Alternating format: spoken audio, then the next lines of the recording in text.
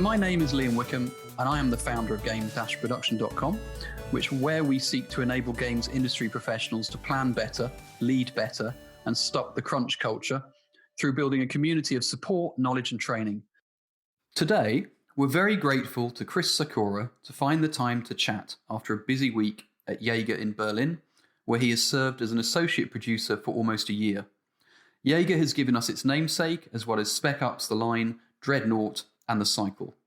Previously, Chris worked as a QA lead at Konami and EA, a project manager at Accenture, Epsilon and Wargaming, as well as a brand champion and Google marketing campaign specialist. Chris has had an interesting entry point into game production, and I'm very much looking forward to talking to him all about it. Good afternoon, Mr. Chris Sykora. Well, good afternoon, Liam. That is quite the introduction. I'm pretty flattered. It's interesting, isn't it? When you hear back about yourself, you hear somebody's point of view of what you've done, etc. And we worked together at Wargaming, and I could say a lot about how much I enjoyed that and how much I valued what you did there. But it would be great if you could give us a bit of a rundown, as usual, about your own life story and tell us what your viewpoint is of how you've got here and what you're doing now. Yeah, sure. Definitely happy to. As you mentioned, kind of like making my way to the associate producer role. That's fairly new to me. But project management and just being in games has not been. But my route to this position has been kind of like a dodging, weaving kind of act in a way. And I've definitely been around the block a few times. So I would say very early in my career, I kind of cut my teeth through the typical way in QA. With some big studios like Konami, EA, and working a little bit at Cryptic. And that's where I started to fall in love with the development and business side of games. But at least from those companies, it's really hard to like break into a production role because like back then you really had to be a part of like the inner circle, and QA is usually kind of like outside of that at the big AAA companies. And then, trying to still push for that and making a living in California is a bit difficult. So then my plan was to sidestep and kind of like boost my project management skills. I worked for a couple of different digital marketing firms and some consultancy groups like Accenture that had us basically working at Google and also with PayPal and eBay. Yeah, I felt games had always just been my calling, and I got an opportunity to join Wargaming Mobile over in Europe, and left my life in the US, and I've been living in the EU for about 3 years now. And I was at Wargaming for about a year. There was some restructuring. I lost my job, and then for about a year, I was working towards getting into a production role. And then finally landed one at Jaeger as an associate producer, which is really great because it's kind of like leaning into the values and cultures that I really would expect from a game company that I work at. So do you want to talk a bit more about that? Sure. So like it's a mid-sized company. We're working on 2 projects at the moment. The team that I'm working on, which is creating and developing The Cycle, it's about 60 people strong. We're split up between different teams that are focused on, I would say, different parts of the game. So like if there's design going into AI and combats and creating weapons, that's going to be like your second-to-second decisions. Then kind of like overarching match progression and balancing, that's going to be kind of like your minute-to-minute decisions. And then more like the back end meta kind of menu systems that we build up, that's going to be hour to hour. So we have a really interesting team structure, and we have like a dual matrix set up for each of those teams. So there's a team lead and an associate producer to just take care of each of those teams. Then as you start climbing the hierarchy, then you get to like the creative direction, leadership, and executive production level. It's very, very interesting. And it's incredible how this company is run too. There's a lot of freedom, a lot of autonomy. It's things that I had always hoped to find myself at over these years. Definitely. Mm-hmm. Well, congratulations. I'm happy for you. You found a place like this. Does that mean the 60 people are split into say, feature teams with some matrix management going on to help train them up and things like that? Yeah, exactly. So on the project wide, it's about 60 people, but each of those 60 people are then split between different teams that focus on different parts of the game. Okay. Yeah, interesting.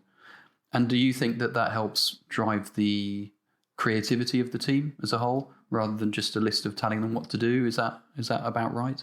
Yeah, it's each team kind of has their own vision and their own goals that they're set out to achieve, and it just gives them an intense amount of focus to then, stay in that lane and really become experts in their disciplines and what we're trying to achieve for the game. But that doesn't stop us from also collaborating with the other teams company-wide. So there's a lot of initiatives where we're kind of like crossing teams to build features and content. Just in general, like if someone's working within another team, like on a feature that may need someone from ours, there's always this really nice collaboration that happens. Yeah, okay. Which I presume means that because of how you're assisting each other and communicating, you're able to track dependencies, etc., in a way that you couldn't really do if the team was huge and not set up like that. Yeah, I think, communication is always difficult to manage in any size company. You're always going to have systems to better track that and streamline it. But definitely if there's communication kind of like facilitators, which are the production group, we tend to be able to route that pretty effectively within the team and the company. Just making sure that if we're kept in the loop, then we can kind of like disseminate that information across the team. What would you say you had benefited from as a result of coming from a project management background now that you're an associate producer? Do you think there's a benefit from that path? Definitely. I would say it's like the chance for me to have cut my teeth a little bit on, how to plan, how to facilitate, how to then execute on a plan, collaborate with a team of very, very talented individuals on a wide variety of different topics. It's given me the exposure that I would need to kind of like do my job more effectively as an associate producer in a production track. It's not all things would translate very well, I would say. Being a producer, I feel requires like a different set of skills, but project management is definitely one of them as well. It's a bit of like a jack of all trades, to be as cliche as possible.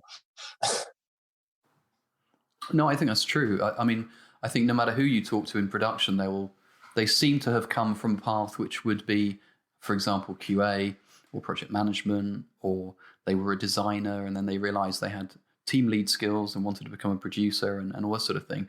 No one seems to just suddenly be a producer out of school or anything like that. So I think you find that production staff have a myriad of skill sets and experiences. Each one's unique. But just looking at you and looking at what you're saying about being an associate producer, that rings a lot of bells with what other people say, where it's not just about project management, it's not just about this or about that. But I think what everybody does say is you have to be ready to lead. And that leadership can take many forms depending upon where you are in your production career. So can we talk a little bit about that? Because you've got management experience from the past, how would you describe leadership as an associate producer to people who haven't been one? At least from previous experiences of working with different teams, cross project management, and definitely different cultures, different personality types. The one thing I see that kind of like connects all of those together is just being able to be honest and give autonomy to a lot of these developers, to then allow them to best do their work and enable them to solve the problems the best way they can, instead of being kind of like this taskmaster, which I've seen so many times before, which is like, okay, we've got this problem, this is the solution, please go do it. And over time, that tends to take away their agency to then say, okay, I potentially have a solution it's more about like they're kind of like waiting for commands or waiting for the next task. It's a great way to burn someone out for sure. And at least, how I'm leveraging team leadership, at least at Jaeger, at this moment, it's mostly working with the developers if we have kind of like an initiative and a feature to push forward, to kind of like lean into their experience as the subject matter experts and just really ask the right questions, while also, making sure it's not getting over-engineered and overcomplicated. That's a great answer. And I guess the other aspect of the role I'm interested in is you're obviously one of many or several associate producers and other producers. What's that support like between the production staff and the communications and collaboration? It's actually like quite nice that the company has invested so heavily into a production team. A lot of the studios, especially the one that we've come from with Wargaming Mobile, there really wasn't that support structure there. And I feel like that was possibly one of the things that was one of its stumbling blocks to at least have been able to be successful, because there was so much communication to manage, and so many people to actually facilitate that communication with. At least at Jaeger with those 60 people, our AP team is very close. It is purely just a team of associate producers at this point. So we usually are, doing our stand-ups every single day, keeping in close contacts, always making sure that, we're raising issues and blockers to each other in case so any of those do come up. So you've talked about the leadership role. You've talked about the support from the fellow associate producers and things like that. I'm really interested, because of your background, from where you've come from.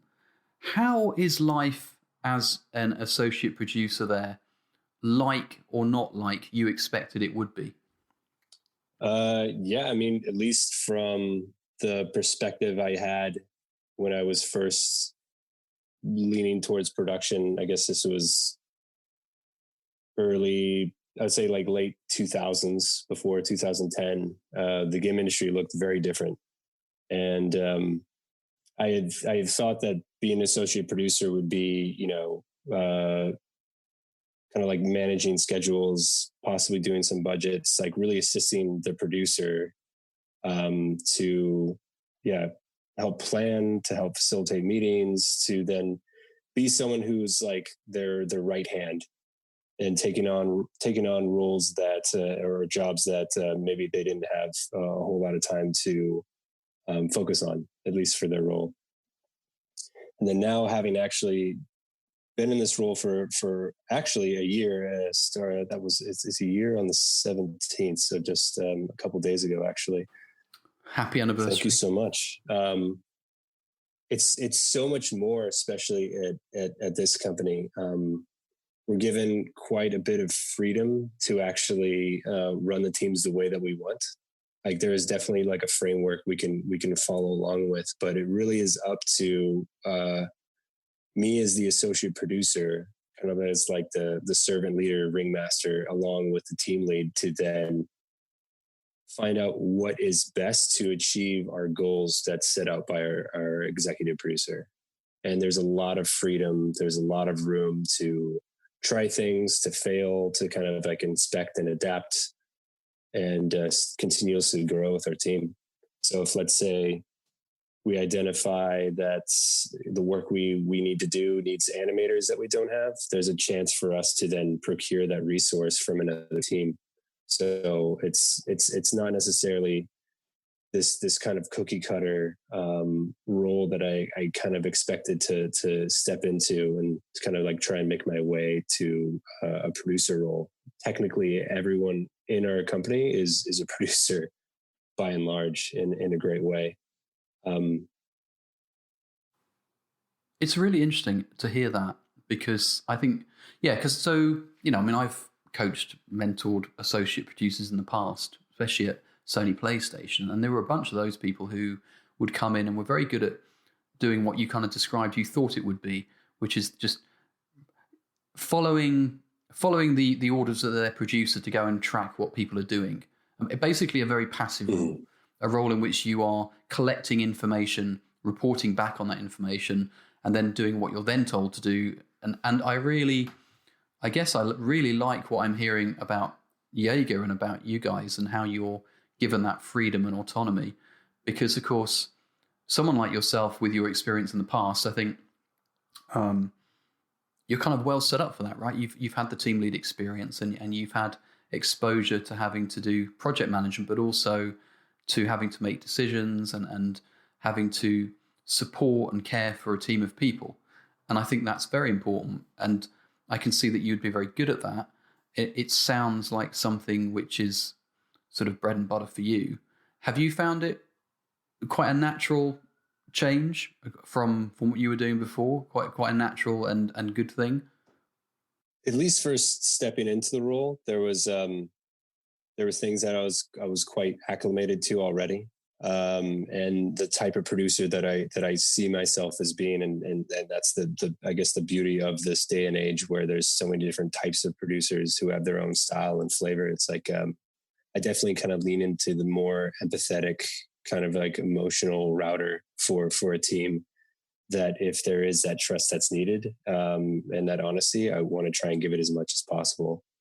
So like there was room to grow those skills quite a bit, which is nice, at least from kind of like that empathetic kind of like viewpoint, to then try and deliver our sprint goals and our features on time. The project management side of things, it's you have to really like balance those two, to then be able to know when you can push on your team and what to be pushing for. And when it's time to then, maybe go back to the executive producer and say like, okay, we defined this goal already in our backlog groomings. We think it's changed. Actually, we don't think this is actually what we should be focusing on.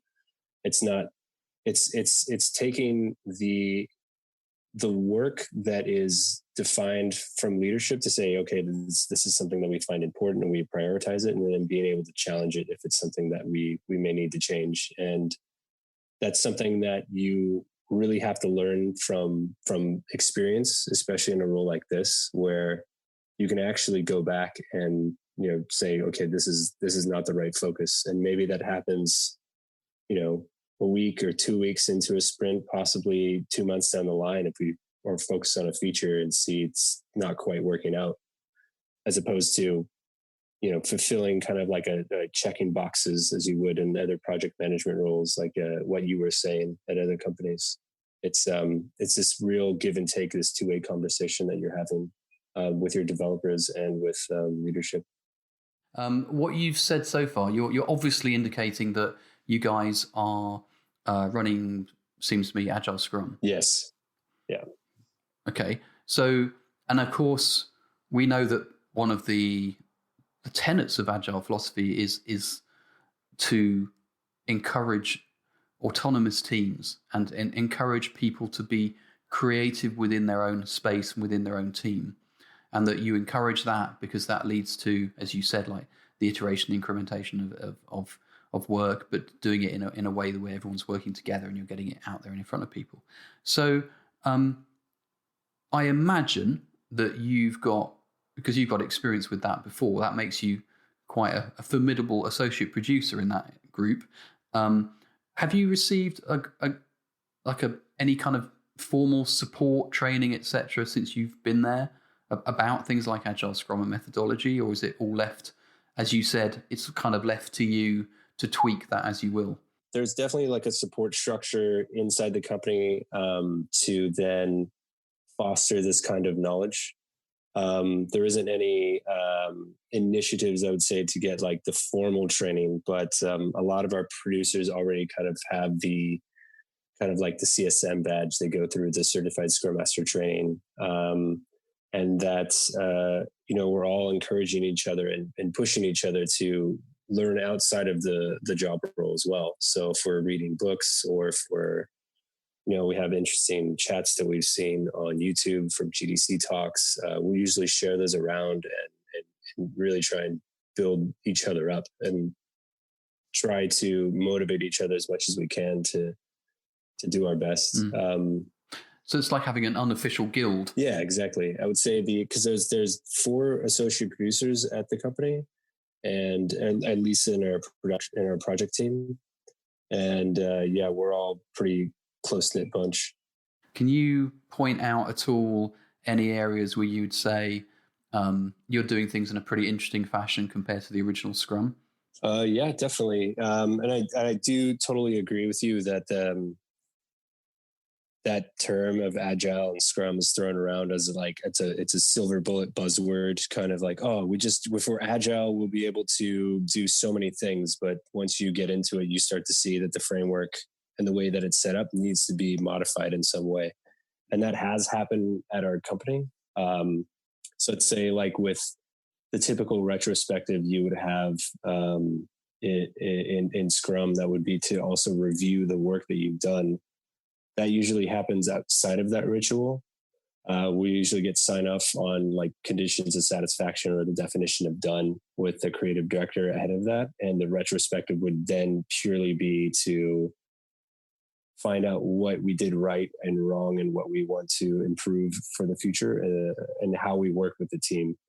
So we usually take like an hour and a half to just like inspect how we did things that we could have improved on and just take that information and continuously grow, continuously change the way we work. And I'm quite impressed because that CI/CD stuff is often dumped by most teams, and the fact you actually still have retrospectives, good for you. That's actually, I would say, is the probably the most important part of the sprint, because it's after, at least for the last couple of months, we've changed the way we worked from estimating hours, like man hours, typically you would do in a project management kind of like methodology. We shifted over to story points, and then gauging how we're doing with that new metric and what it means to people, and slowly getting them to be comfortable with not estimating man hours, which is always wildly inaccurate, and also has like way too much emotion attached to it. To then see like, okay, how is this working? How can we make this even more efficient than what we're doing? It's a great way of just getting a pulse on how the team is feeling and finding a way to continue to drive forward in efficiency. But you must have found that transition to story points quite difficult, right? To explain to the team what that means. Yeah, because it's not necessarily the same metric as you said, where it's just hours. People can have a wide variety of experience and then know how long something's going to take for them and say, this is going to be 2 hours. This is going to take 6 hours. But until they really do an investigation and find that out, they could be completely wrong. Like maybe there's just a lot of tech debt that they need to like sort out before they can actually do this really simple thing that they've kind of like estimated some time towards. So the fact that it is just an effort estimate, kind of like, okay, based on how complex you think this is, this story compared to these other ones that we've identified, which would be like the most complex and then the easiest one. It's much easier for them to say, oh, I can see it being, a 2 story point feature, or maybe a 3 story point feature. And then they can easily just say, okay, it's this number, and then move on. Whereas there's so much conversation to then try and figure out if the hours are correct. And it just gets a little too detailed, especially for a project that, we're planning out 3-week sprints. So looking that far ahead is just, it's going to change anyways. So it's not the best use of our time. Again, I can see why you still are finding traction with retrospectives as well, because of course part of that continuous improvement by the retros is going to be to go over the story point planning and how that, well, not the planning, but go over the story points and how it's been working, right? And just help people out. That's great. So you've got 3-week cadence, and we're talking, I mean, we haven't actually mentioned this, but talking about the deep dive into the game itself that you're working on. So do you want to tell us about that? What you're working on at the moment? Yeah. So the game is called The Cycle. It's a free-to-play first-person shooter. I would say it's PvE and PvP. So it's crossing two genres where you might have like RPG elements. You have, AI that you're fighting. You're doing kind of like these different objectives and contracts on top of actually fighting other players in a map that is basically sending you down to a planet to run these contracts for factions over the course of 20 minutes. And the thing that makes it so unique is that the win condition isn't about just you see another person, you shoot them, therefore you're just getting points for that. We actually have different victory conditions in the game where a smart plan or well thought out plan can beat a better shooter, basically. So someone who is smart about how they run these contracts to then get points in the game, they don't even have to shoot another player. They can win that way. So it's interesting how the game then takes this kind of like tried and old formula of different genres of the first person shooter, kind of like a battle royale, and flip it on its head a little bit. Currently, we're getting into season 3. We are on the Epic Games Store currently, and our plans in the future are to kind of like expand into other platforms and potentially console. But that's into the horizon. Great, man. And it's exciting, isn't it? Because if I look at standard game development these days, where it seems to me like more and more games are going out live pretty fast and then surviving a lot longer with DLC and what you're doing, like with series and in your case you've got the free to play out there. So your role is a lot different than if you were hidden away in a studio somewhere where you're not allowed to talk about your game and it's going to come out in 3 years' time. It's out there already. You're doing an element of live ops as well as development. What's the split like for you personally and your team? How much of the work is any of the work that your team does like a proportion of work on bug fixing, a proportion on features, a proportion on something else? Yeah, it's usually prioritized based on the cadence of our releases, where we are in our sprints, and then how close we might be towards a big milestone, which might be a season release. So as I mentioned, we're getting close to our new season 3 release that's going to be coming out next month. So a lot of it's exciting. Yeah, I'm excited too. I finally get to see this live with our players as well. It's wonderful. Yeah, we will usually prioritize things before a sprint to see kind of like which features we want to be focusing on, and then we'll set hard dates for like feature complete, just to see, okay, if we are hitting this date and there's still certain features that may not be ready, we will just say this is not ready just yet. We will push it to another release and then focus on polishing and bug fixing up until we actually do push that release live. So it usually gives us about a week and a half to 2 weeks of bug fixing and polish.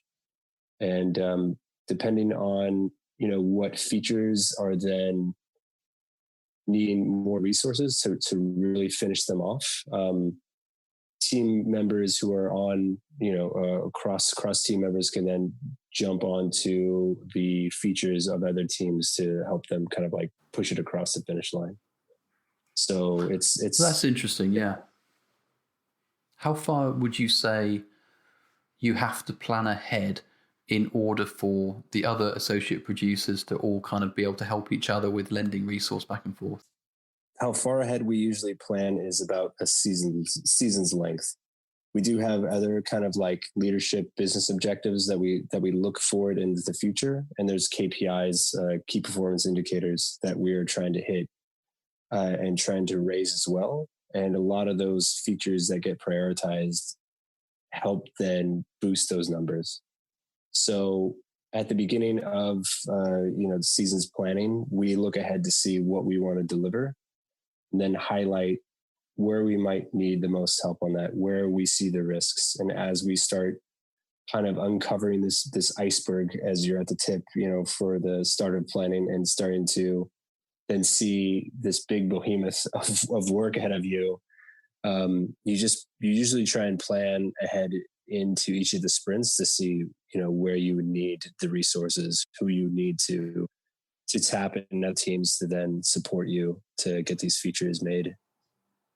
And excuse my ignorance, mate, but you're talking about season planning and the next season coming. How often do seasons come out in real time? This is usually between 3 to 4 months. And internally, we usually call them phases, but we're now shifting that over just to say, okay, this is now season 4's planning. If season 3 is going out at the start of the next month, then we'll kick off season 4 planning, and that would last about 3 to 4 months. I prefer season because it's more player focused, isn't it? Calling it a cycle, or calling it something else is a bit dry. Yeah, it's something that we're doing to then make things a little more clear inside the company, because we have player facing names, we have developer facing names. Like it should just be consistent.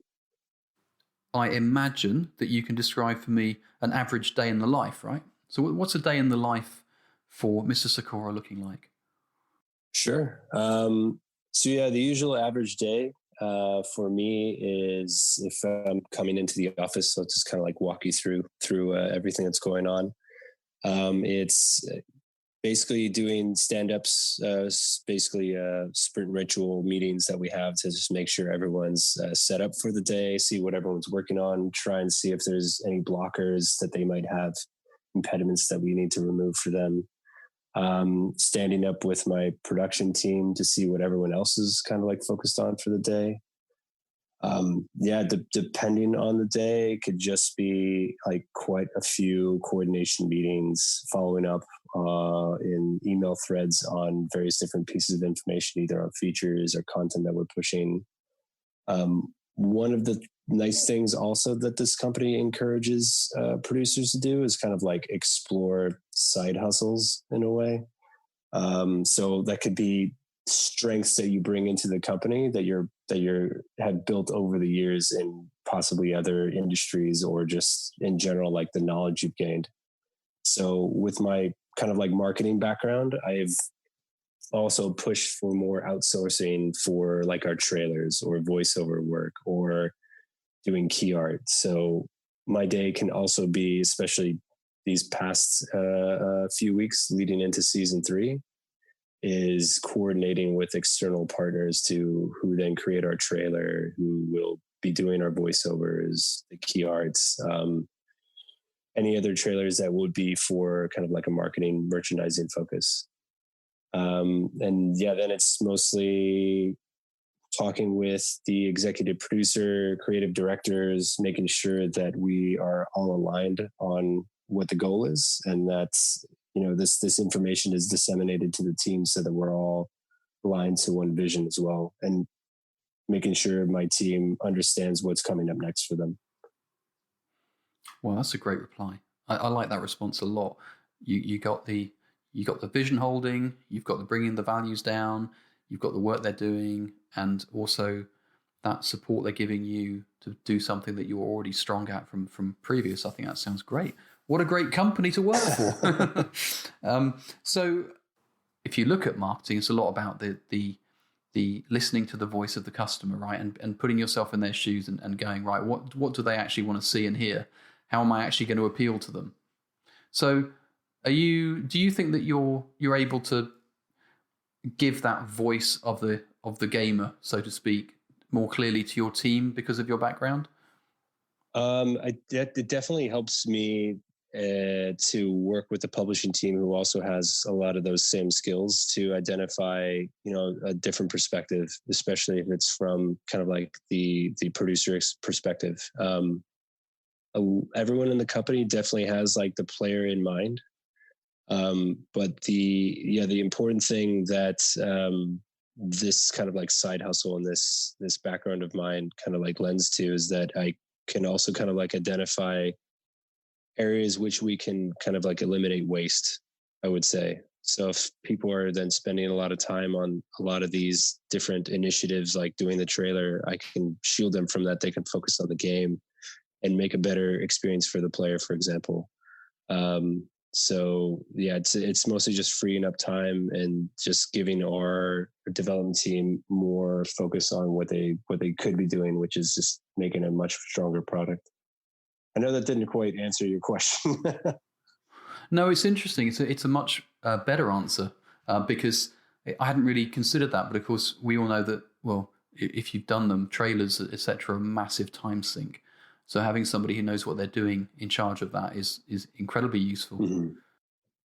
Right. Yeah. It's just over this past year working at the company, there's just so much I've learned outside of everything that I have brought into this role, where it's like, it's mind boggling that it's like been a year and not been 3, for example. So it's just been a lot of growth. That's a great feeling, right? Yeah, it's amazing. And I would say the first 6 months there just like flew by, and it felt like I've been there so much longer. So I'm like trying to take down all the information that I can to then tell your lovely viewers everything that I know and what I've learned. And it's just it's been quite a journey. Yeah. I think disseminating that into a few wise words isn't really necessary. I'm quite happy for you to just talk through it. Sure. We can get off piste as much as you like, Mm-hmm. but let's crack on then. So, do you feel vital to the overall effort of making the game? Do you ever feel like a spare part? Never, at least at this company. The company it's a mid-sized company, so there being 60 people on the team, especially for this project, everyone's kind of like wearing a lot of different hats, like I said, with these side hustles, and putting their efforts in the most vital areas of their discipline or where they can, and then having the confidence to then try new things in areas where they may be a little bit weaker, to then try and strengthen that up as well. Yeah, like I said, it's leaning into these skills that you bring into the company already, and then identifying, areas of improvement that can take the team into, other areas. So, for example, coming into the company, they really wanted to drive this player first kind of like interfacing with the public to really get that customer feedback and give that back and forth. I helped them build out a public Trello board so that we could show the public exactly what we're working on and try and continue to push that relationship. And that's not something that I likely would have done at most other companies or had the encouragement to take on myself. If there is something that is going to push the project in the right direction and you make a case for it, it's something you can definitely do with the company. How much of your job is project management, and what form does this take? I feel that we've probably covered that one, right? We can probably skip that one. Yeah, a little bit, but I guess I can just rattle off an answer for it and see how much of it kind of like lines up. Sticks? Yeah. Yeah. I would say that the core part of the role has bits and pieces of project management. Traditionally, just making sure that we're adhering to a schedule and that the work is fitting kind of like these conditions that the stakeholders have already put out, and making sure that we're meeting those deadlines.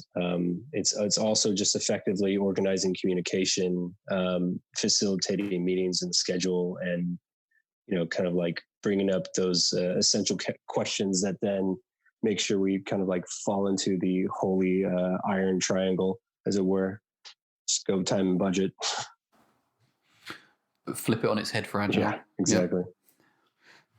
So can you tell us how you plan? It's the next question. Yeah, sure. So if we were to then get to like the final week of a sprint, and in our company we have quite a few backlog groomings. because things can change so often that it gives the executive producer and our creative director a lot of visibility on kind of like reprioritizing our backlogs and or just adding more information before we get into a sprint.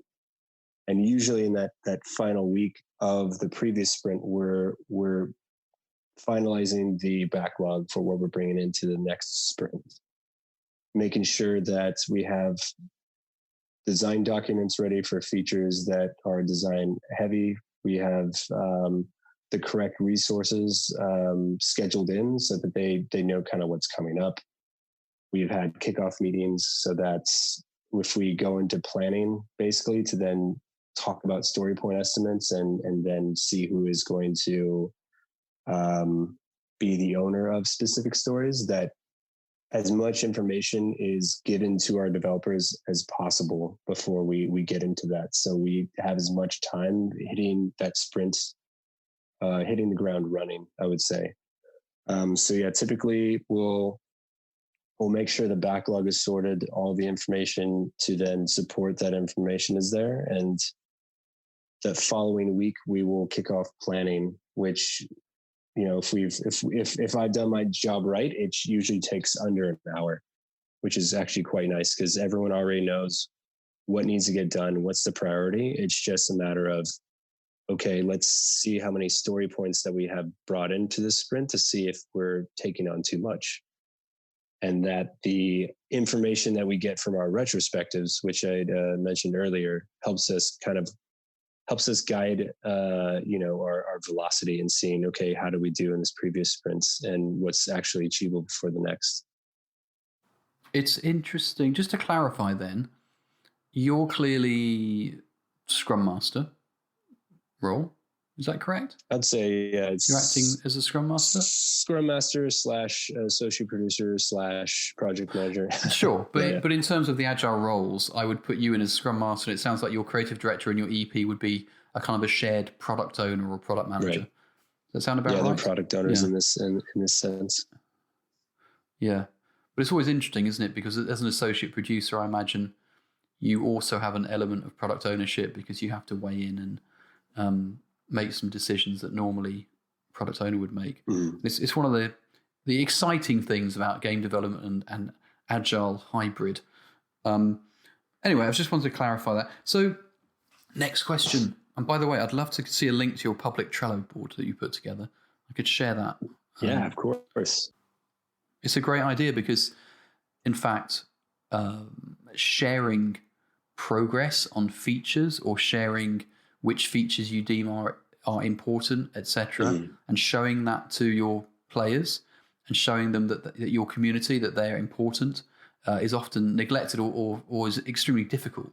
So I think it's great you've actually got the Trello board out there. Yeah, it's something that's kind of a bit of a new world to me, which is connecting with our community and connecting so closely where in different channels I would self-identify as a dev and actually address any questions or concerns that they might have, and then seeing this community almost like be like a safety net for us, where we're at this phase where we want to get past kind of like we want to get to like a critical mass kind of phase. We want to take our community with us there as well, and they want to see us get there too. Like they want to support us. And the reason why that is because we are so transparent with what we're doing. We want to connect with them on a deeper level, and that their suggestions and their requests help drive the game forward. Yeah. And it's so inspiring to see like our players then see what we're trying to do. Let's say if we're making a release and there's things that they disagree with, if we are as honest and forward with what we're trying to do as possible, they give us some very, very honest and very critical feedback that helps us like develop the game. That's great. And you can't get much more transparent than a public Trello board, of course. So that's a great initiative. Congratulations. So next question, let me just clear my throat. So Tell us about a time when the planning failed and you had to step in and sort stuff out. How did you do that? Yeah, actually, I do have a pretty good example here. There was so similar to how I was mentioning how we plan for an actual sprint. There was a feature that we were developing for our game. Two features, I would say, they kind of go hand in hand.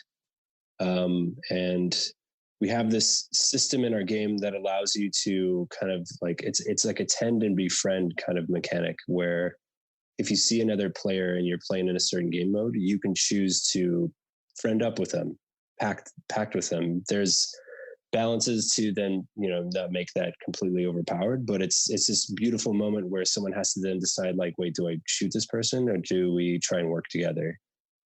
There was the continuation of this to then kind of like add a PvP side of it, and then also add kind of like a bounty contract that if you were kind of like ruthlessly kind of like hunting down other players, you would kind of get like a wanted level similar to like you might find in GTA. And it sounded so easy on paper. But then to estimate it with a low story point and then not have tight feedback loops when we were developing it, we saw that it was incredibly complex to then have our systems work with so many of these edge cases. And we found this out, I would say, the following week or the week after we had started planning to then put it out to the rest of the team to play test. And yeah, we saw that it was definitely not ready, and we saw it wasn't going to be something that would take just one sprint. And then in the end, what we had to do is kind of like step in and really see, okay, like what can we improve here? Like what's the main goals that we can try to hit to then make it super clear for our internal teams to then be able to kind of drive this feature forward. In the end, what happened was one of those features actually didn't quite make it because it was just incredibly complex what we were trying to do. But we got the other one out, I would say, within like 2 iterations. But it just we saw like in the beginning we didn't highlight the risks enough to see that it would take a little bit longer. So when you talk about incredibly complex, I imagine you're not just talking about technically complex, but it's a little bit like when people go, oh, I'll just throw in a bit of matchmaking at the end of the game development cycle. We'll just spend a week doing some matchmaking. And then you realize, holy shit, matchmaking is incredibly complicated and complex. And for example, right, is it more that it wasn't just the technical way of doing a thing. It was about the implications upon your community and player base and etc. and having to get the balance right, etc. Yeah. I would say it's more the latter of what you were saying. It was really about like the design part of that and how that would intersect with what players would actually be doing. Because it wouldn't be necessarily like a binary choice. There's a lot of corner cases that then you ask, okay, well, what if the player does this? Would this affect it? Well, if the player does this affect it? Well, this system is hooked into this other system, so in order to make that work, we then need to refactor this part of the game, and then we don't have these values exposed, so we need to have coding support to actually make that happen. And it's just from the simple idea, a web of complexity starts growing out from it. And that's purely game development in general, but it's something that should be identified in the beginning and then reflected inside of the actual story points. Though at the time we just had man hours. So yeah, we underestimated that one. It's interesting though, because if we look back at something you said earlier, you said, 10 years ago, game development looked very different. Mm-hmm. And I think you can look at this now and say, well, 10 years ago, that probably wouldn't have been a big issue. But now a lot of games are out there live, and it's the long tail, isn't it? It's keeping them going and making sure that any decision you make isn't going to screw your game a year down the line. And I think that implication of being able to think ahead has put a lot more pressure on design teams, don't you think so? Yeah, quite a bit. because what we try to do is at least get value in front of the player as quickly as possible. So it's very typical kind of like MVP kind of like mentality where, what's the minimum viable? And it's getting features in front of the player, early, but maybe it needs a little more time and then thought going into, future designs that, okay, well, we have the system. How does that affect what we want to do in the future? And if something, let's say it's not incredibly clear or informative from a design side of things, and we want to improve it, it's then like, okay, well, is this work that we did 2 months ago still relevant? Did we just see like, oh, okay, maybe we went down this path and it wasn't quite the right way. We're going to shift our focus and move down this other one. And that's something you identify with by tracking like KPIs and BI, which is business insight data, and just seeing like, okay, well, how is this? How are players kind of like adopting this new feature? How are they feeling about it? If it's not something that makes a lot of sense, then we tend to iterate on what we've already done, or just potentially just completely start from scratch. And players are very good at gaming the system, of course. So I imagine there's a bit of that going on as well, where you have to watch how things are being exploited or going down a route you didn't expect, for better or worse. That's actually like part of the reason why I'm so enthralled with our community, because they tend to find the best ways to break our game, and the best ways to exploit it, like ways that I never would have thought. The amount of hours that some of them have played our game, and then I see kind of like their Twitch stream, or see videos that they've clipped and put in Reddit. I'm like, how are you doing any of this? It's insane. The glitching and the trophy world is right there. So next question, how do you form good relationships with the teams and with the discipline leads? Yeah, I feel that's something that is achieved through just being very accountable and providing transparency in the work that we're doing. So if it's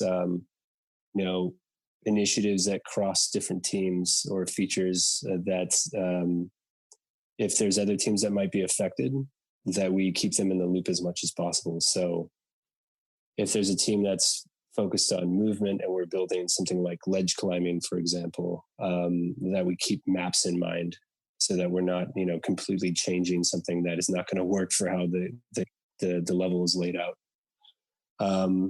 It's always kind of being available to like smooth out blockers when they arise. And like I was saying before, it's just making sure that we have like really tight feedback loops, making sure we lean on leadership and supporting kind of like our subject matter experts within the team. So it's like kind of like looking for that second and third opinion in the team. So if someone who is on a completely different team who has experience in a certain discipline, and we come to them and say, hey, could you help us get involved with help us drive this decision, it's something that they can say like, okay, I feel a part of this decision making. I feel a little more accountable towards it as well.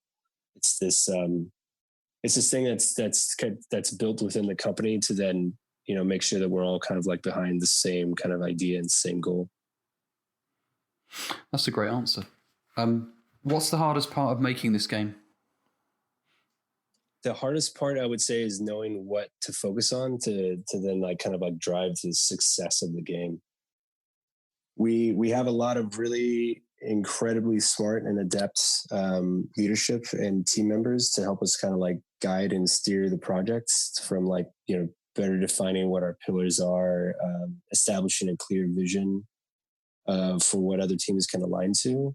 But ultimately, it really depends on how the players are going to react to this, or how they're actually going to, if they're going to understand a feature. So it's definitely like making sure, okay, if we are going to work on a feature, like what KPIs is going to help push forward on? If it's going to help with retention, the only way we're going to know is by pushing it out to the public and then seeing if it does get traction. You're talking about KPIs, and you're talking about getting it in front of the players, but I imagine then, you're certainly in a position where you can have, core audience of say a group of players that you trust for feedback, and you can put something out to them, or there are there's opportunities to go and find out the value of a feature in advance, as although that's always tricky. Do you do stuff like that? Does the company do things like that? Go out, pre-release, pre-feature, and go, is this actually something that's going to appeal to them? And I guess back to the Trello board, how much of what you work on is more about the feedback you're getting in advance from players, where they're trying to upvote stuff or say, please do this, don't do that.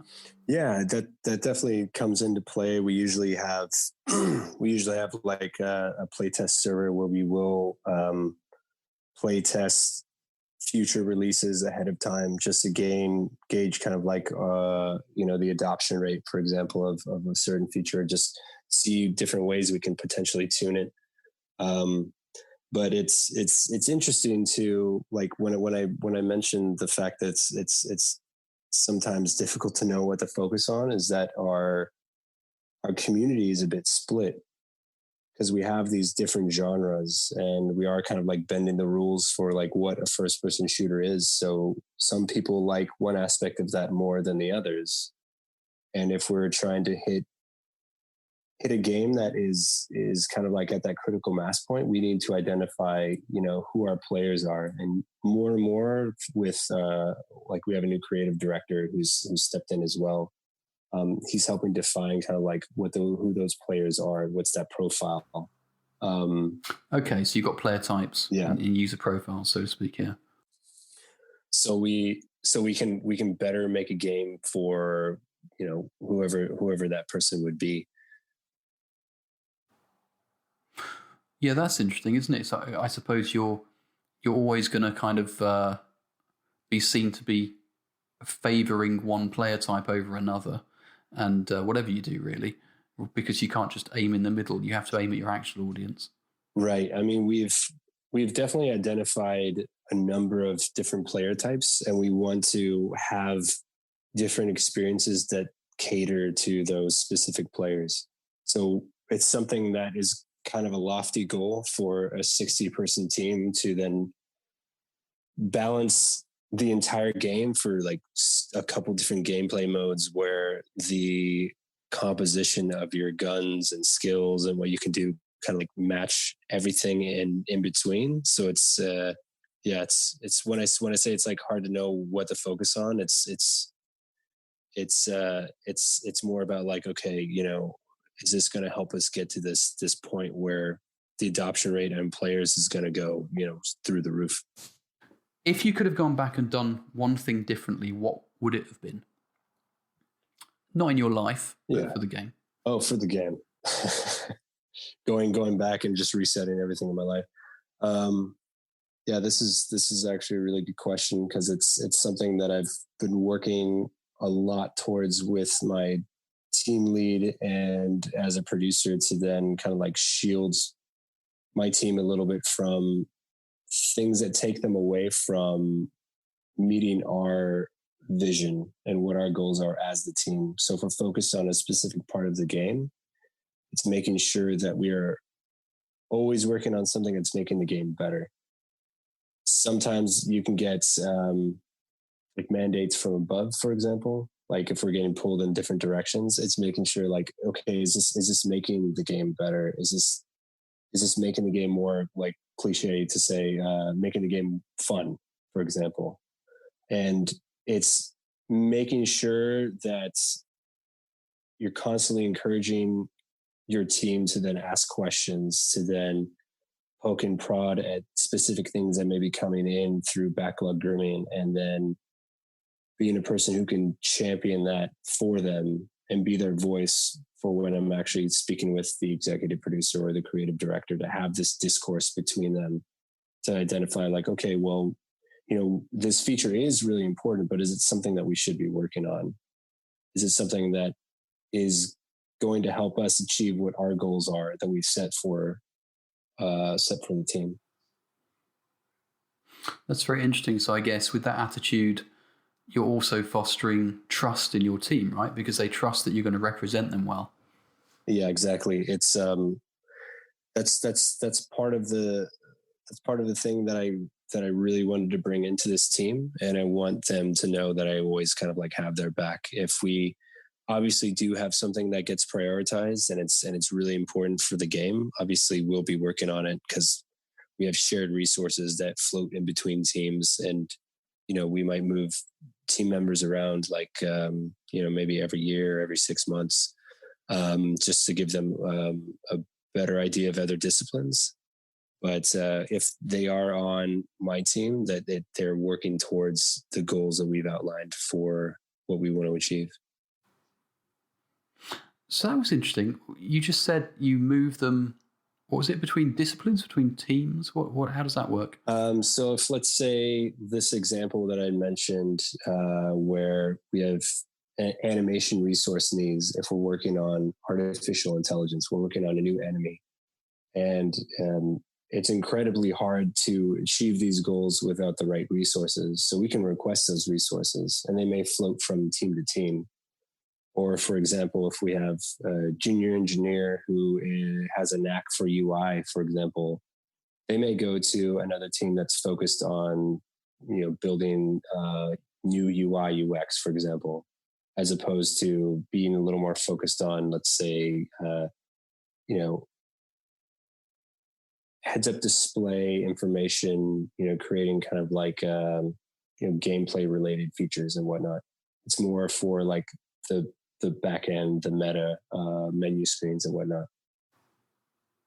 That's really interesting because, you know, we know from research that people who are supported to be well-rounded rather than necessarily specializing from a young age tend to be able to pick an area that interests them because of their experience, all-round experience, and be much better at it in the end. So I think what you're describing must make people pretty happy if it works, and I guess means that the turnaround at your company is going to be perhaps lower than at some. Yeah, I guess if that's the data that's led to what you just said, like the usual tenure that I see at Jaeger is typically 4 to 10 years. People tend to, and it hasn't been around that long, has it? It's actually, Jaeger's been around for 20 years. Surprisingly enough. Is it 20? 20 years. We celebrated our 20th year than I thought. Last year when I first joined. So it's pretty crazy. Oh, really? Yeah. So I'm just looking back because Spec Ops: The Line, of course, was huge, right? And it was a little while ago now, probably 7-8 years ago. Mm-hmm. And Jaeger, of course, released Jaeger. So that must have been 20 years ago. That's amazing. Yeah, I believe it was 1999 is when the company was established. And if you do look at their catalog of games, Spec Ops is the one that really did hit that critical darling kind of like success. Maybe if it wasn't quite the game that financially would then, you know, kind of like be the breakout success for them to like keep making Spec Ops games. It put them on the map as a company that likes to try new things and do things differently. And like Dreadnought. I like Dreadnought. Yeah. It's unfortunate that that game went the way that it did. It was an interesting idea that I think it was I would say it was the company's kind of like first step into kind of like that free to play kind of realm, this kind of like live operations, games as a service kind of business model. Because when I do talk with leadership, we do see kind of like the future being there, and it's something that we want to pursue for all the projects that we have. Mm-hmm. Yeah, that's really interesting. Thank you for sharing that with us. So you've had a really interesting time getting into the games industry, and you've had your project management experience, and you've had your marketing, and you've done a bunch of different things. If you look at that, just to throw you slightly off piste, but I've been talking to people now on the podcast, and I think without exception, everyone has said you don't just employ a producer from college to be a producer. A producer needs to be somebody who's got experience in and around the games industry to an extent. So I've got a question here about what advice would you give to a college student who is considering entering the games industry? So what do you think? Yeah, I mean, I still feel that's really the case. It's this kind of catch-22 still, where you see that the entry level positions need 2 years of experience at least, and that's just seems kind of impossible. But the other things that those roles are looking for are things that you can build in other careers and disciplines. So let's say if you're coming from a customer service side of things, it's really about facilitating a role of support and making sure that, you know, you're listening to problems and finding solutions on top of building these soft skills of communication. Cause I think that's kind of like the bread and butter of the production role, is just having effective communication skills on your side.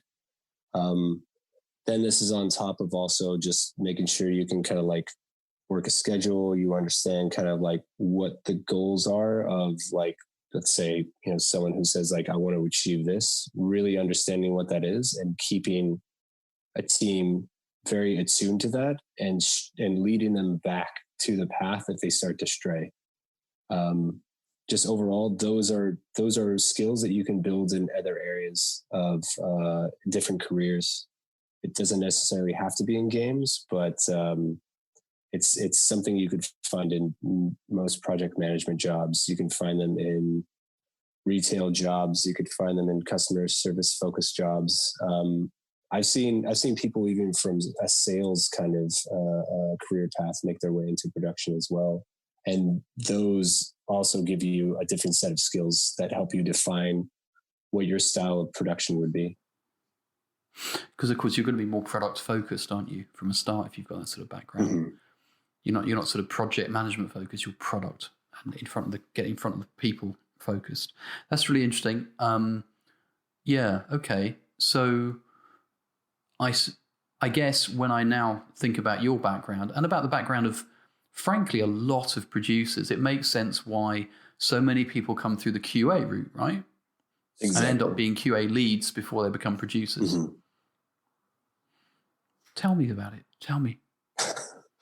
Sure. I will present my thoughts and opinions and tell you about it. Initially when I first had joined QA, I didn't quite understand what a producer role was, though at the time I was a bit scattered on what I wanted to do. I wanted to do so many different things. Career-wise, like, I loved the creative side of creating artwork or doing concept art. I love the idea of building something, but I still wanted to be a part of so many different pieces of it. So once I found out like production was a thing, and I found that out through QA, I realized quickly that that's kind of like where I wanted to be. So working my way up through those ranks over the years, getting to QA lead, and then kind of like fostering this kind of like leadership roles. There's a question I like to ask, which is, why would anyone want to be a producer? Now, you've just described how you looked in the past at the role from QA and went, mm-hmm. I want to be that. So what was it about what you saw that made you want to be a producer? I would say from a very early age, I just love to support people. I love to work with people. It's just something that I was naturally inclined to do. And the production role is such a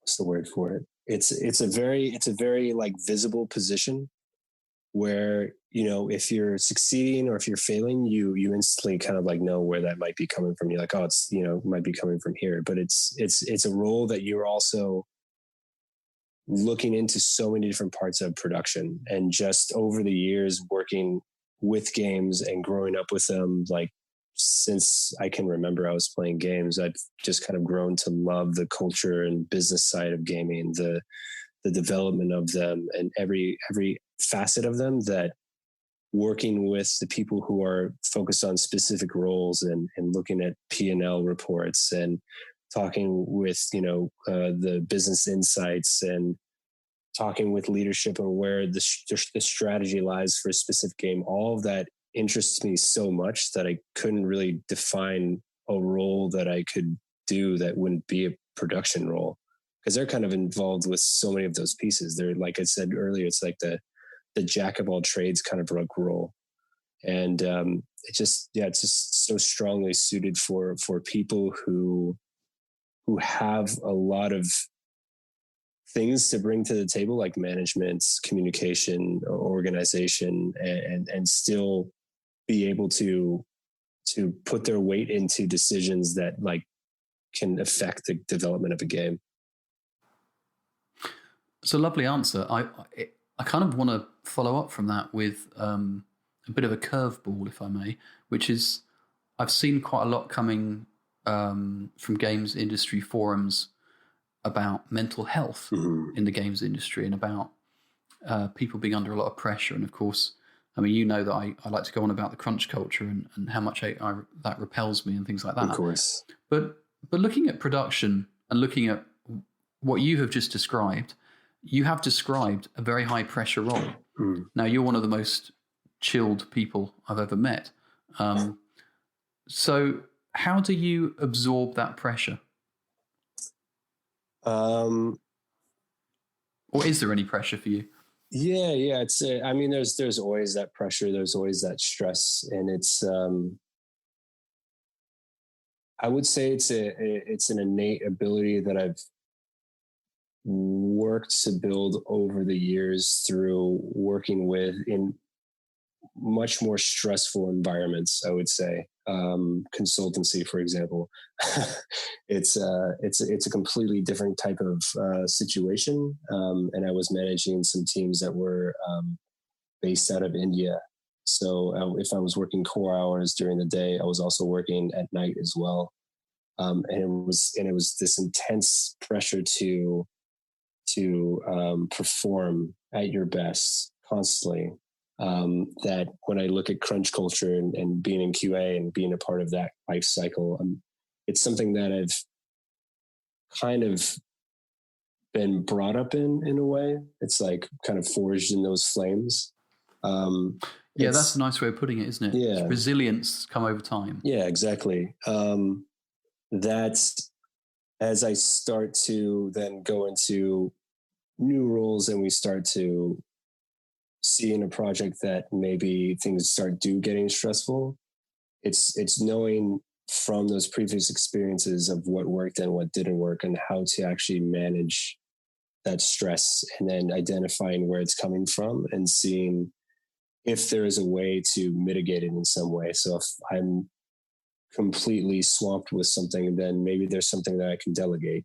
Maybe there's something that I can ask someone else to help me with. And to what you were saying, this kind of like the mental health of the game industry, there's a lot of strength in people who are vulnerable enough to ask for help.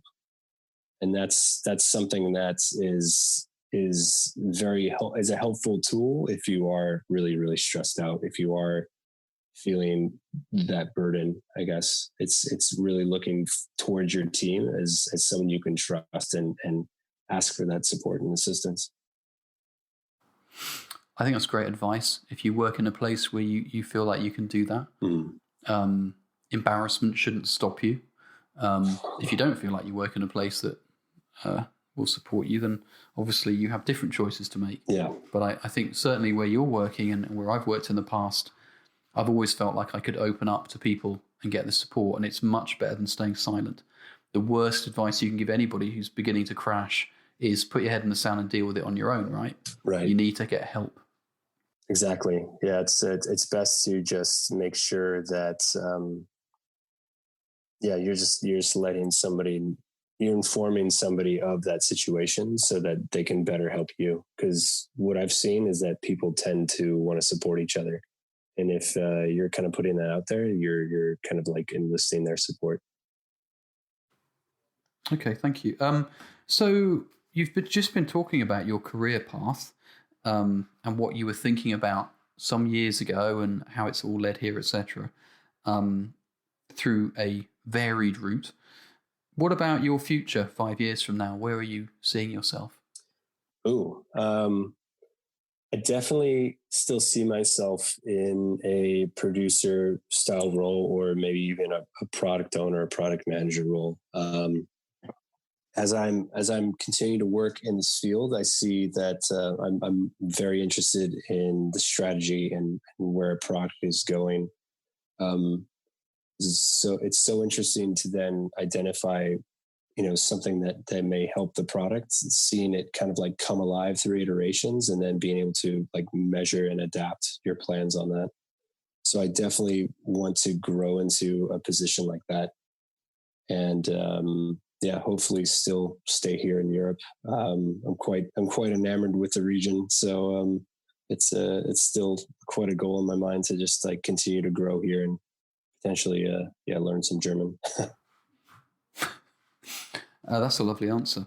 Although you should have already learned some German. It's pretty bad. So, if you're looking to become a producer, and you're thinking to yourself, maybe I should go online and do a course, or maybe I should go to college and do a course, or a part-time evening bit of education to improve myself, to get me ready to be a producer. Do you think there's anything out there that you would recommend? Yeah, definitely. I would definitely recommend taking some of these certification courses, like for Scrum. That's something that I'm actually looking into refreshing myself on, because it's, as we continue to move throughout this industry, like Agile and Scrum frameworks and this kind of like lean methodology is something that is getting more widely adopted in a lot of the new companies and even old companies that are still creating games. That is extremely helpful. Also, I would recommend this may be a strange one to throw out there, but going to Toastmasters. Toastmasters is like a speech class that usually they have chapters within, throughout the entire world. But what it teaches you to do on top of just speaking in front of people is thinking on your feet. That's incredibly important to then be prepared to formulate your ideas under pressure and be able to, almost like charismatically build these skills to sell or tell executives why an idea is good or why it's not good. And that's something that is important than if you don't have the experience going into an interview, but you have the knowledge, you have these skill set that you could potentially help drive change inside of a company as, an associate producer or an entry role, to sell yourself in an interview, to be able to like say, okay, I've done this work to put myself into a position that I could do this role. And let me tell you why. Like, I think that's incredibly important, to have a broad understanding of the skills that you would probably need for a role like this. And getting certifications, reading and digesting as much information as possible, and then putting those in practice as much as possible. Like Toastmasters is a great place to actually do this as well. Will help you potentially land that first role, on top of working at the right company. If you're, maybe in QA, for example, as like a developer QA. Thanks, Chris. I think that's a lovely answer. I'll throw in Dale Carnegie to the mix, who is a long dead author who wrote things like How to Make Friends and Influence People. But he started off with the whole making speeches and how wonderful it was to learn how to make speeches and overcome your anxiety. And it was all about preparing in advance and planning how you were going to discuss something. And then it gave you the confidence to then be creative around a discussion, to be able to have points that were for and against, etc., but be able to listen to people confidently, because you'd put the preparation in, you'd become confident discussing things with people. And I couldn't agree with you more about Toastmasters. I think that's a great piece of advice. And it's not just about the standing up in front of people thing. It's like you say, right? You have to be experienced at having difficult conversations. You have to be experienced at listening to people and being able to discuss alternative points of view without getting over emotional. And it just makes you a better producer by a mile. I couldn't agree with you more. I think that's a wonderful piece of advice. I'll have to put a link to Toastmasters. Shout out to Toastmasters. And for the UK audience, it's got nothing to do with toast. So what I wish I had asked you, and I'm now going to, is about remote working. So, of course, we're doing this chat at a time when people are working from home a lot because of coronavirus. Yeah, that's actually a point that I didn't bring up in kind of like the day-to-day work that I'm doing, which is also kind of like managing a remote team, or had been for the last couple of months. That transition was very surprising. I believe it was like in the middle of March that we then started to move people to home office. And going into that, I had thought that, hold on, there's no way we can be effective and coordinate without people being in the office. Like, how do we make this transition step to then do these rituals where we have a scrum board that we're writing index cards on and placing it on this board and rallying around it for stand-ups and going into meeting rooms to coordinate on features and designs and doing these meetings in person and seeing how it would translate to being virtual. And that's something that's within the first 2 weeks and really starting to improve the process and seeing, any ways that we could be a little more efficient on what we're doing and building these pipelines for communication that certain people could actually be more effective and actually be able to have more focus time than they would if they would be in the office. And that we didn't quite skip a beat, really, like transitioning from being in the office to home office. Even now, as we're starting to bring people back into the office, my team is almost fully in the office now, which is great. I missed all their beautiful faces. We're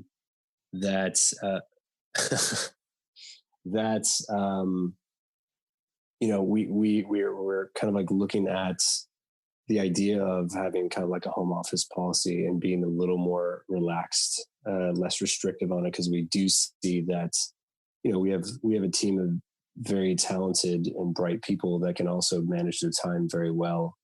And that if we have those processes and procedures that they can follow up on, like it's not necessarily they have to be in the office or be working from home. Like, we can achieve the same results either way. It's just how we adapt. It's been really interesting. So you mentioned some people seemed to adapt much better than others, or almost were more effective working from home. And I wondered, is that a discipline thing or a personality thing? Like, is it like all coders because they weren't going to be interrupted, or is it, more personality type? It definitely, yeah, I would say it's a mixture of both. You can have the personality type that would love to just sit off by themselves and do these really Baroque and beautiful kind of like coding tasks and design tasks and whatnot. But in terms of like disciplines, it's someone who could be content focused, for example. So if there's artists who need to kind of like be in a certain kind of like workflow or flow state, that they can do that much easier being at home with minimal distraction than they would if they're in the office with, people coming by to grab their attention, or possibly, being pulled into meetings and whatnot. There's more time to focus, especially if you're removing that commute time. Someone can kind of like wake up and sit down at their desk. And if we support them with, days of the week where we don't have any meetings, they can be as effective as they would if, they had, a dark corner of the office they're working from. So yeah, it's a bit of both of what you were saying. The engineers do use their time the best in that situation, and so do like our audio designer and our artists, for example. Yeah, and I guess that's because they benefit from being in a state of flow, whereas other people might not. I love the fact you used the word Baroque to describe coding. I think that's wonderful. Okay, so that's a great answer, and I just from talking to other people around the place, it seems to me like a lot of people have gone, oh, do you know what? Actually, this is quite nice, except we'd like to be in the office every now and then because we are a team and we do miss human contact. But at the same time, sometimes working from home is just lovely. It's just a great thing. You don't get interrupted. You can be near your friends and family, etc., and make good use of your time.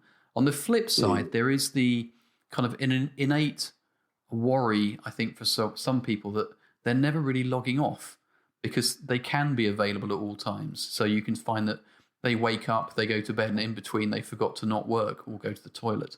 Have you experienced that as well? Yeah, this is something that was going on, at least for that first month that we were having home office. A daily ritual we had was kind of like an end of day retro where I just ask how people are doing, if there's any technical issues that they're having. And something that we identified pretty quickly was that it's really hard to separate work and then off work, basically, because if you're working from your desk, which is in your house, and places in Berlin are not incredibly large. Like you saw my flat earlier, it's quite small and quaint. I could see myself working at this desk for way past my typical 8 hours because I'm just at home. There's no separation from it. So we really had to be cognizant of that, and then have people like, okay, what are the hours that you're going to be available? And when you're not, just, put yourself unavailable on Slack, for example. So if their core hours from like 9 to 5:30 or whatnot, then at 5:30, that's the cutoff date. They can't be contacted at that point. And it's really up to them if they do want to continue working. We don't encourage it, but it's something that's kind of on them, that we can shield them at least from, someone who might come in a little bit later and has, might be working till 6 or 7 to then, I need to reach out to our visual effects artists. Like I'll just ping him right now, and then feel like he needs to stay online to address those requests. Yeah. Yeah. So, I think that is an important part of your job, is the protection of your team that you described earlier. And it's great to hear how you've done that. So thank you for sharing that with us. Yeah, Liam, it's been really great catching up with you. Great talking with you. I'm happy that you reached out and allowed me to dispense some of the knowledge and experience that I built up over the years on the podcast. Thanks for listening. As always, we really appreciate your thoughts and feedback about the show. You can reach out to us by visiting game-production.com's podcast pages and leaving comments under each episode. We have a Facebook group and YouTube channel that you can find links from the website. If you want to contribute or fancy a chat in the future, we'd love to hear from you.